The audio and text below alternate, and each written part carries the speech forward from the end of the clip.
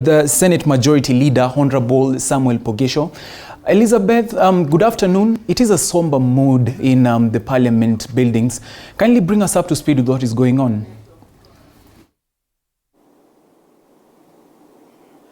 Good afternoon, Dennis. Right from Parliament, of course, where President Uhuru Kenyatta led the nation in viewing the body of the third president of this country, the late Mwai Kibaki, and also public. And now they are still viewing the body. But before we go to whatever is happening, I would like to speak to Majority Leader Samuel Poghisio in the Senate, who served under President Kibaki, and he has some things he needs to tell the public and also the nation, and we would like to hear what he had. I know President Kibaki worked thoroughly and he had no friends, according to what I've gathered from here. And Leader, I know you served as a minister under Kibaki, and also you were in Parliament when Kibaki was also a president. I would like to hear your experience with him and the memories you have with President Kibaki. Thank you very much. I got to admire President Kibaki as a member of Parliament, but also admired him as a vice president. I first met with him in 1986. And I came here, I was a school teacher, a high school teacher. I came here to meet with my MP, and I asked my MP to please introduce me to Mwai Kibaki. And he managed to introduce me to Mwai Kibaki.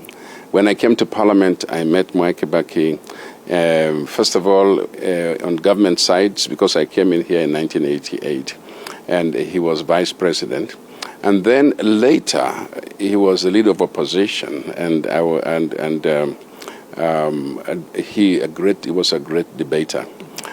The most important period of this time, and we remained friends. In 2003, I had a tragedy we had a fire in our house in Karen.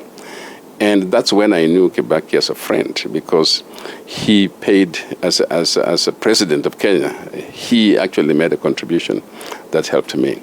So we became good friends, but we were differently on different sides of the political divide. In the year 2007, in the coalition government, he appointed me to be minister, and the Minister for Information and Communications, which was really a very busy ministry. It had a lot of things to be done. He called me and said, this job has to be done, and we want you to take the country into the digital age. And I didn't understand then what he meant. But as the first country to bring in what we call broadband through the undersea cable, we didn't have any in the East Africa, but he made sure that Kenya was the first, and the government paid for the first cable to arrive in Mombasa. And the cable arrived when I was minister. And so the rolling out of the cable, what we have now as Kenya being in the digital age with high-speed internet, this is what everybody's enjoying. And so that is Kibaki, the old man who thought about the digital age. And many, many other things I could speak of in the ministry. The one thing I can tell, anybody who worked with Kibaki can tell you, he would be the best boss for anyone. It's either you worked or you didn't work. For Kibaki, everything got measured. He said the performance contracting came in. The Rapid Results Initiative also came in. You had to say within the next 100 days, this is going to happen. And so we started this matter, which has basically died off now. But during that time, like you said, the friendship did not count. It is either you worked or you didn't work. And when you did not work, it didn't matter who you were. You faced the ire of the president. And so I do want to tell people that we have lost a president who was selfless. Selfless. You know, when you say anybody is selfless, he never spoke about himself. He never wanted anything named after him. By the way, even now we are lost because there's not a single road named after Kibaki. There's not a single hospital. There's not a single school. There is no highway. And yet he built a lot of highways. And I remember trying to force him to accept his name to be put on the Thika Super Highway, and he just declined.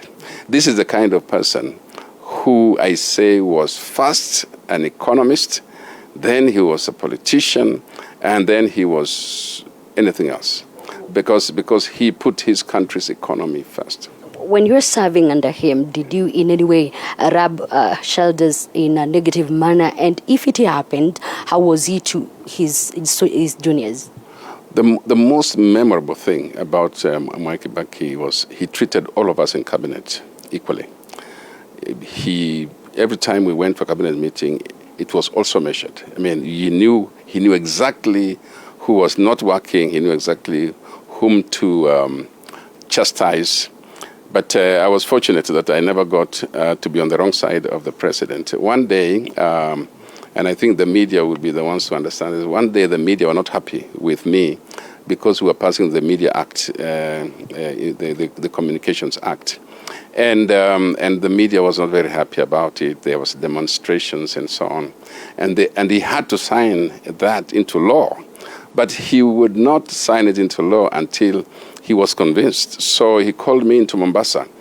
He sent an aeroplane to pick me from Kachaliba, from West Pokot, and all the way to Mombasa, because he wanted to be sure before he signs into law that this controversy with the media was justified. And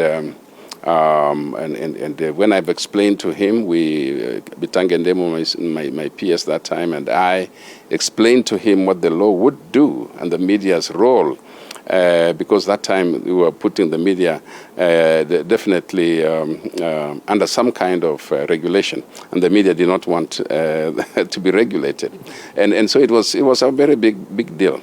Eventually, he asked me so many questions, and that's the only time I thought he would probably find me to be on the wrong side. But after a long discussion, he told me, now you can go. Let the decision be mine, and I'll take the responsibility. That is how he was to his juniors and his people. And that's how he treated us. Once he was convinced that it's correct, he took responsibility. And I think that was really a very big thing. The other thing about Mwai Kibaki, which is very interesting, is that he didn't take personally his own interests. He did not direct anybody in any ministry to do favors or to do things for him or his county or constituency. We knew that Othaya needed this, but he never once said, I want you to go and do this for Othaya. I want you to go and do this for so-and-so. So these are my people or my family members. Not at all. And there was no favor like that. And in fact, one day when I wanted one of the family members, we were going to put on a board, and Kibaki said to that family member, Mheshimiwa Kibaki said, the president, he said, you know where the minister sits. Please go to that minister and have a discussion about this. So this is not the kind of person who was selfless. He would have just called me and said, I want so and so. But no, he wanted me to meet with that person and discuss the role of that board. So these are things that we can talk about the whole day about Kibaki. They should, if he was selfish, we would have seen a lot of things going to his direction. But no, he was a man already established, economically, financially. And in fact, it beats me that today we have leaders who just want to amass and amass and amass wealth. And Mheshimiwa Kibaki did not do that. His 10 years were just different. The amassing and the stealing, came later, and of course it continues to be. And so he was very careful. And why was there not much stealing? Because if you were caught and he had no friends, he could not protect you. And I think that is what I want to see in leadership. So that there is no such thing as, okay, because you're my friend, you can do this and then I'll protect you. No, because that is not your money. That is not your property. You're taking away from the public. And the public have chosen to trust you with leadership. So I believe that my role as a minister, I'd worked earlier on with the former President Mwai, and his style was different. I've worked with Kibaki, and his style was totally different. He left me to be in charge of the ministry. There are not many calls. I don't recall even once when I had to answer to my hotline because the president wanted something. If you are working, you just kept working. And you knew if you had more frequent calls from the president, then you knew you probably were not doing the right thing. because he loved the face-to-face consultations. If he had an issue with you, you would have, you remember we had, every Thursday we would have cabinet, and after that, many times we would have lunch with him, and sometimes you would have the privilege of sitting at his table. And that would just be you and the president and hardly a third person. And that's when you would then deal with the issues. Thank you so much for such powerful memories. We'll be getting back to you for more and more in the 3 days we're going to be in Parliament. Remember, the Parliament is open for 3 days for the viewing of the body of the former president. And I'll be getting to hold of Mudoka, that is my colleague, who will be telling us more on what is happening outside this place. Back to you in studio. Well, thank you very much, Elizabeth Mutuku. That is Elizabeth Mutuku, who is at